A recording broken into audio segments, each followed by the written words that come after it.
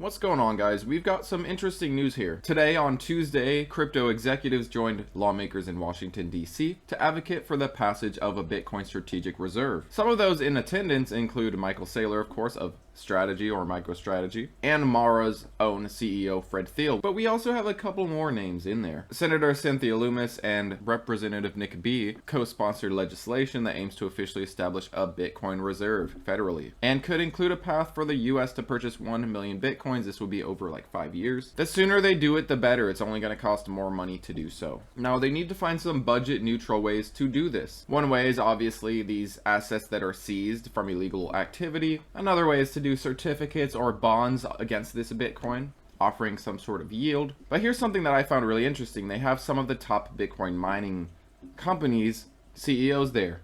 The ones that hold the most Bitcoin. The RIOTs, the Maras, the CleanSparks. BitDeer's chief strategy officer is there. RIOT's senior vice president of public policy, Brian Morgenstern, is there. And CleanSpark's very own CEO, Matt Schultz. But I'll leave this down below for you guys. It also talks about the potential of a government shutdown, and it talks about the upcoming rate decision by the Fed. I think that's a good segue into this article. Tom Lee believes that Q4 will be fantastic, partly due to these rate cuts coming. The easing cycle we're coming to. Now, I would argue that we're not easing for the right reasons.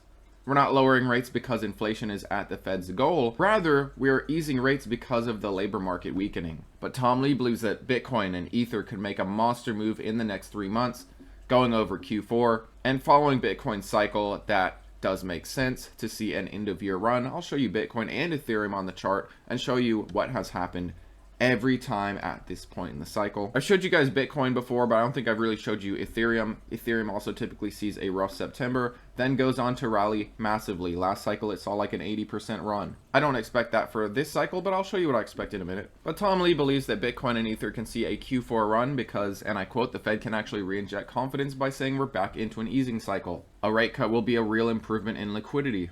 He also says something interesting here. The convergence of both Wall Street moving onto the blockchain and AI, and agentic AI creating a token economy, is creating a super cycle for Ethereum. Now, looking at Bitcoin real quick before we get into a final article talking about Bitcoin treasury companies and their premiums right now, what has been going on with them. Many of them are trading at low to hardly a premium at all to their Bitcoin holdings, but we'll get there in a second. But Bitcoin is holding its 50 MA still. It got very close yesterday to dropping under the 50 MA, but it ended up holding it up. Keep an eye on the 50 MA, keep an eye on this ascending channel. It looks like we got a false breakout, but then we started getting rejected, started pulling back. I am still watching this ascending channel, and I'm watching this ascending channel. We are still so far respecting both of them. And honestly, I'm a little bit surprised of Bitcoin's performance so far in September. Maybe we see a sell-off after the Fed meeting, being that the rate cut is already basically expected by everyone and their mom at this point. And typically, Bitcoin always sees a rough September. Of course, it doesn't have to do what it has done in the past every single time. But seeing a flash crash suddenly in September isn't out of the cards yet, in my opinion. If we do break the 50 MA, if we start breaking our ascending channel, you want to look for these different support levels, see how we hold up. In the 2021 peak, we did see the first couple days was a good September, and then we saw things absolutely tank. Bottomed out towards the end of September, started recovering once September was over, and then it rallied to a new all-time high. After we got through September, Bitcoin rallied another nearly 70% to finish off that cycle. Just keep an eye on the 50 MA, this ascending support, and the longer term ascending support. If we start dropping, watch how those levels hold. If we do see a pullback in September for Bitcoin, I do think it's a final buying opportunity this cycle. Now, we do have an article I want to talk about going over Bitcoin treasury companies. They are trading at a discount to their holdings, many of them are. And that's also due to risk. These companies can't really dilute as much. If they're not making a yield on their Bitcoin, shareholders are less likely to allow them to continue doing this. It's not working out. Their plan isn't playing out so far for some of them. And shareholders are saying no to more dilution to acquire more Bitcoin because they're not seeing the fruits of their labor, essentially. And according to this article, among 13 different Bitcoin buying firms tracked by this investment bank, TD Cowen, 4 are trading at meaningful discounts, and that includes Semler Scientific, Sequans, DDC Enterprise, and Bitcoin Treasury Corp. Together, those firms have accumulated $1.15 billion worth of Bitcoin. However, because of their share prices, the stock price is not responding as positively as others have in the past. It puts them in a tight spot in terms of dilution, in terms of acquiring more Bitcoin by using shares. And there might be some good buying opportunities out there. TD Cowen expects a number of existing Bitcoin treasury firms to outperform Bitcoin, although some struggling ones might be acquired down the road. There are times when Bitcoin pulls back, the excitement for these companies kind of goes away. When Bitcoin comes back, the excitement comes back at a tenfold for these companies that are not trading at premiums. Excitement for strategy has gone away, but then the market turns and it comes back. Even if we're seeing these discounts right now, it could easily turn around if there's more excitement or a big rally in Bitcoin. Don't count out these Bitcoin treasury companies, especially when they're trading at hardly a premium to their Bitcoin holdings. This is the time to actually consider them, not when they're trading at a 3 times multiple to their Bitcoin holdings, for example. But let me know what you guys think about these Bitcoin treasury firms. Would you just stick to MicroStrategy? Would you consider something like a Similar Scientific? Would you consider MetaPlanet? I do think a lot of these companies will come back once Bitcoin starts breaking out. Once we really get a move from Bitcoin, once we possibly break all-time highs, I do think we'll see kind of a final hurrah for these Bitcoin treasury companies. Now looking at Ethereum, it is still trading between its cycle highs that we were in. We've seen these cycle highs here this cycle, and it's trading under its all-time high.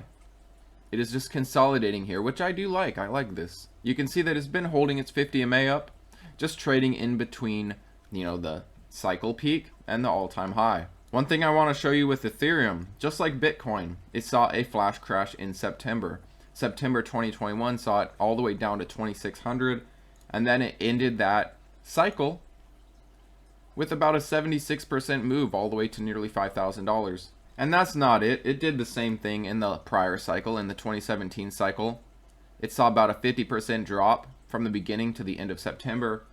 And then once we got through the rough part of September, we saw a massive run, about a 500% move. I don't expect something like that for Ethereum.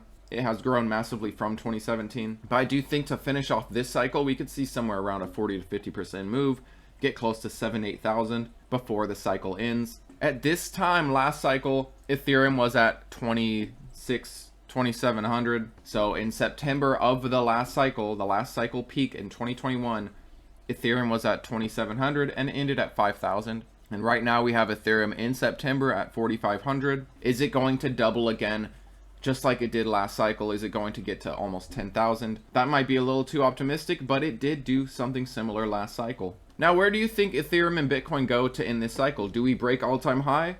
Does Ethereum end at $10,000, at $20,000 like some people think? Do we break the cycle and Ethereum just continues into 2026, 2027, despite typically seeing a crypto winter at that time? And where do we see Bitcoin top out at? Do you think it's going to be around 150K like I do? 200, 250?